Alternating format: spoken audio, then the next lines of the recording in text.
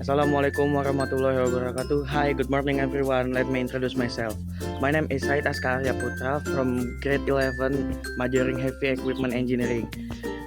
This time I will show what I do at my work.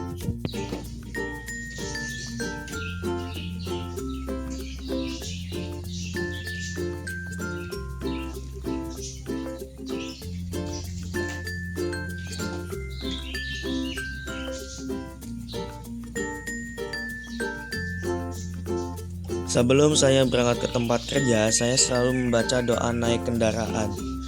Bismillahirrahmanirrahim wa mursaha inna rabbi laghafurur rahim.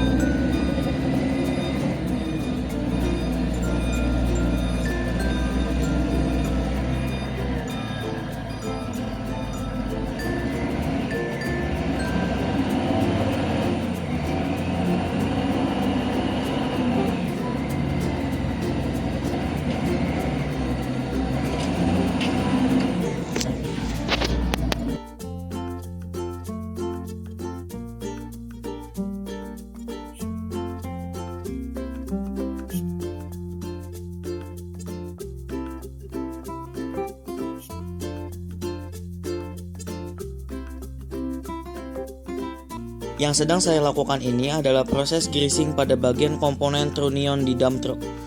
Fungsi trunnion pada dump truck adalah untuk menyediakan dukungan struktural dan titik engsel yang memungkinkan vessel bergerak naik turun dengan aman dan stabil, serta untuk membantu menyerap getaran dan guncangan saat unit dioperasikan.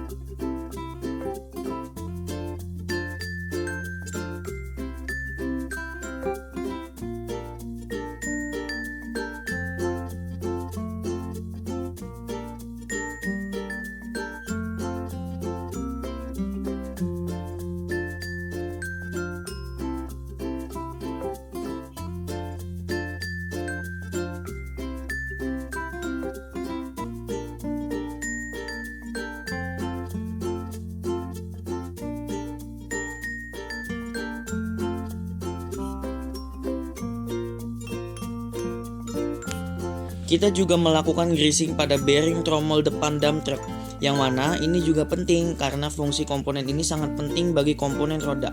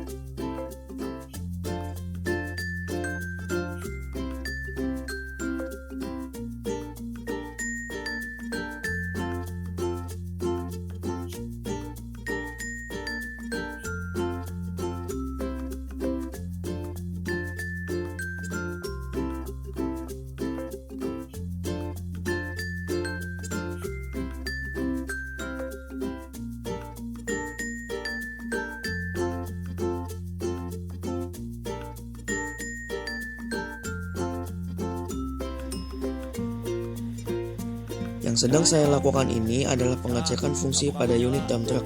Hal ini adalah proses terakhir sebelum dump truck diserahkan dan diantarkan ke customer. Pada proses ini, kita akan melakukan pengecekan pada unit dump truck seperti memastikan lampu utama, lampu senja, lampu jauh, lampu sen, lampu hazard, dan lampu rotari itu menyala dan bisa berfungsi secara normal. Kemudian kita juga melakukan pengecekan pada bagian wiper di unit dump truck dan memastikan bahwa wiper bekerja dengan baik dan mampu membersihkan kaca dengan benar. Kemudian kita juga mengecek fungsi-fungsi lain seperti lampu dalam kabin, lampu belakang, dan sistem lain yang harus dicek sebelum diantarkan ke customer. Oke, nyala.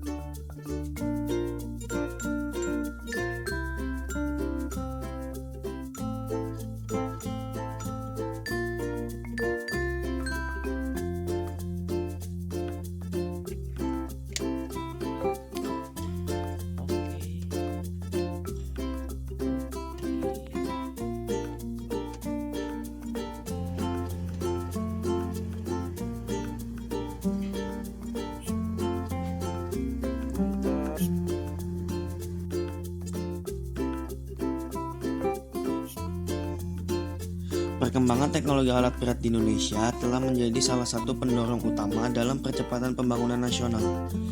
Dari awal masa kemerdekaan hingga era digital saat ini, alat berat memainkan peran penting dalam membangun infrastruktur, memperkuat sektor industri, dan mendukung proyek-proyek strategis negara. Pada awal kemerdekaan, Indonesia masih sangat terbatas dalam hal teknologi dan sumber daya. Pembangunan infrastruktur seperti jalan, jembatan, dan irigasi masih mengandalkan tenaga manusia dan alat manual. Alat berat seperti bulldozer dan traktor hanya tersedia dalam jumlah kecil, biasanya berasal dari bantuan luar negeri. Contohnya pada pembangunan bendungan Jatiluhur yang dimulai pada tahun 1957, menggunakan alat berat dari Jepang dan Eropa. Proyek ini menjadi tonggak penting karena menyediakan irigasi, pembangkit listrik, dan air bersih bagi jutaan masyarakat di Jawa Barat. Memasuki era Orde Baru, pemerintah meluncurkan program pembangunan 5 tahunan atau Replita.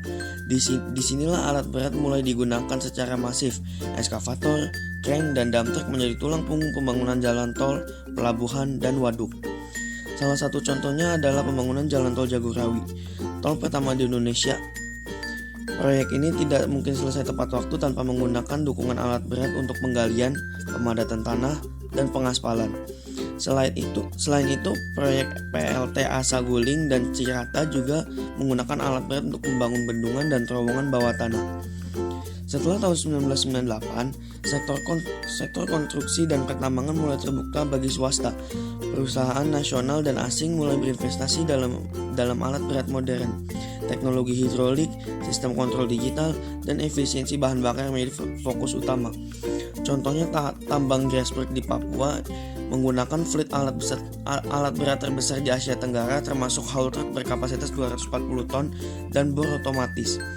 Di sektor transportasi, pembangunan Bandara Kuala Namu di Sumatera Utara juga menggunakan alat berat untuk reklamasi dan pembangunan landasan pacu sepanjang 3.750 meter. Saat ini, alat berat telah dilengkapi teknologi canggih seperti GPS, sensor IoT, dan sistem semi-otonom. Hal ini memungkinkan pemantauan jarak jauh, efisiensi bahan bakar, dan peningkatan keselamatan kerja. Teknologi ini juga sangat membantu dalam pelaksanaan proyek strategis nasional seperti kereta cepat Jakarta-Bandung yang menggunakan tunnel boring machine atau TBM untuk menembus perbukitan. Pembangunan Ibu Kota Nusantara atau IKN di Kalimantan Timur yang melibatkan ratusan unit alat berat untuk land clearing dan pembangunan infrastruktur dasar. Teknologi alat berat memberikan dampak besar di berbagai sektor. Contohnya di sektor transportasi, jalan tol Trans Jawa dan Trans Sumatera mempercepat distribusi logistik nasional. Di sektor pertambangan, eksplorasi batu bara, nikel, dan emas dalam skala besar menjadi mungkin dengan alat berat modern. Di industri migas, rig pengeboran dan kren offshore mempercepat eksplorasi minyak dan gas di laut dalam. Di sektor waduk dan irigasi, eskavator dan bulldozer mempercepat pembangunan bendungan seperti Jati Gede dan Karian. Di sektor kawasan industri, pembangunan kawasan industri seperti Batang Industrial Park didukung alat berat untuk leveling dan konstruksi cepat. Meski teknologi terus berkembang, tantangan tetap ada, yaitu kekurangan operator terlatih untuk alat berat digital, biaya investasi tinggi untuk pembelian dan perawatan unit, dan dampak lingkungan seperti emisi dan kerusakan lahan. Selama kegiatan praktik kerja lapangan, saya memanfaatkan konsep statistika untuk memahami hubungan antara beberapa data yang saya temui di lapangan. Pertama, saya mengamati dua variabel kategorikal, yaitu jenis kerusakan pada sistem kelistrikan dan seberapa sering kerusakan itu terjadi. Dari pengamatan saya, kerusakan paling sering terjadi pada sistem lampu rem dan lampu sein. Ini menunjukkan adanya hubungan antara jenis kerusakan dan frekuensinya. Kedua, saya memperhatikan dua variabel numerikal, yaitu usia unit dump truck dan jumlah kerusakan yang terjadi. Saya menemukan bahwa semakin tua usia unit, biasanya kerusakan yang muncul juga semakin banyak. Ini menunjukkan adanya pola hubungan yang bisa diperkirakan secara matematis. Namun saya juga belajar bahwa hubungan antara dua variabel belum tentu menunjukkan sebab akibat. Misalnya, meskipun unit yang lebih tua cenderung lebih sering rusak, bisa saja ada faktor lain seperti intensitas pemakaian atau kondisi perawatan yang kurang memenuhi standar. Saya juga mempelajari peluang bersyarat seperti peluang terjadinya kerusakan jika unit sudah digunakan lebih dari 5 tahun. Selain itu, saya memahami konsep kejadian saling bebas, yaitu dua kejadian yang tidak saling mempengaruhi, seperti kerusakan pada lampu dan kerusakan pada klakson.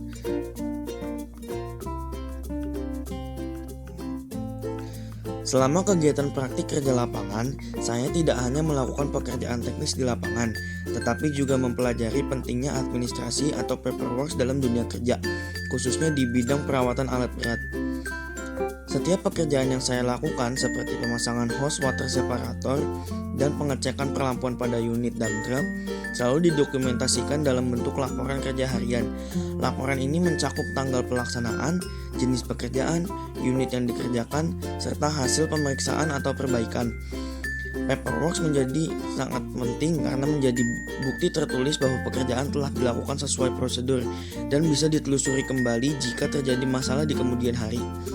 Selain itu, saya juga mempelajari perbedaan antara perawatan harian dan perawatan berkala. Perawatan harian dilakukan setiap hari sebelum dioperasikan. Contohnya, pengecekan oli mesin, air radiator, tekanan angin ban, dan fungsi perlampuan. Sementara itu, perawatan berkala dilakukan berdasarkan jam kerja atau jarak tempuh tertentu. Misal setiap 250 jam atau 500 jam. Perawatan ini meliputi penggantian oli, filter, pengecekan sistem hidrolik, dan kalibrasi komponen penting. Dalam pelaksanaannya, semua kegiatan perawatan ini juga dicatat dalam form inspeksi atau buku servis. Dengan adanya dokumentasi yang rapi, teknisi dapat mengetahui riwayat perawatan setiap unit, sehingga memudahkan dalam mendiagnosis kerusakan dan merencanakan perbaikan berikutnya. Dari pengalaman ini, saya belajar bahwa ketelitian dalam paperwork sama pentingnya dengan keterampilan teknis. Administrasi yang baik akan mendukung kelancaran operasional dan menjaga umur pakai alat berat agar tetap optimal. Video ini saya buat sebagai produk kreatif dari kegiatan praktik kerja lapangan saya di bidang perawatan alat berat, khususnya pada unit dump truck Dongfeng KC375 dan KC465. Video ini tidak hanya mendokumentasikan proses kerja seperti greasing dan pengecekan fungsi, tapi juga menjadi media promosi dan edukasi bagi perusahaan. Dengan menampilkan cara kerja yang rapi dan sesuai prosedur, video ini menunjukkan nilai wirausaha seperti kedisiplinan, tanggung jawab, dan inovasi. Saya juga melihat peluang bisnis dari dokumentasi teknis seperti ini karena banyak perusahaan yang membutuhkan konten visual untuk pelatihan kerja atau laporan kerja. Melalui kegiatan ini, saya belajar bahwa kreativitas bisa menjadi nilai tambah dalam dunia industri. Perusahaan tempat saya PKL berdiri berdasarkan hukum yang berlaku di Indonesia, seperti Undang-Undang Nomor 13 Tahun 2003 tentang Ketenagakerjaan dan Undang-Undang Nomor 40 Tahun 2007 tentang Perseroan Terbatas. Ini menunjukkan bahwa kegiatan usaha dijalankan sesuai dengan prinsip hukum dan keadilan sosial sejalan dengan nilai-nilai Pancasila. Di lingkungan kerja, saya melihat penerapan peraturan perusahaan yang tegas, seperti kewajiban menggunakan alat pelindung diri, datang tepat waktu, dan menjaga keselamatan kerja. Semua ini mencerminkan sikap disiplin, tanggung jawab, dan penghargaan terhadap hak dan kewajiban, sesuai dengan sila kedua dan kelima Pancasila. Setiap pekerjaan juga mengikuti SOP atau Standar Operational Procedure. SOP mengatur langkah kerja secara sistematis mulai dari persiapan alat, pelaksanaan tugas, hingga pelaporan hasil. Dengan SOP, pekerjaan menjadi lebih aman, efisien, dan profesional. Saya selalu pulang dari tempat PKL dan sampai di rumah tepat waktu. Dan tidak lupa setelah sampai di rumah, saya berterima kasih kepada Allah Subhanahu wa Ta'ala karena sudah melindungi saya selama sepanjang hari. Sekian video saya, terima kasih sudah menonton. Wassalamualaikum warahmatullahi wabarakatuh.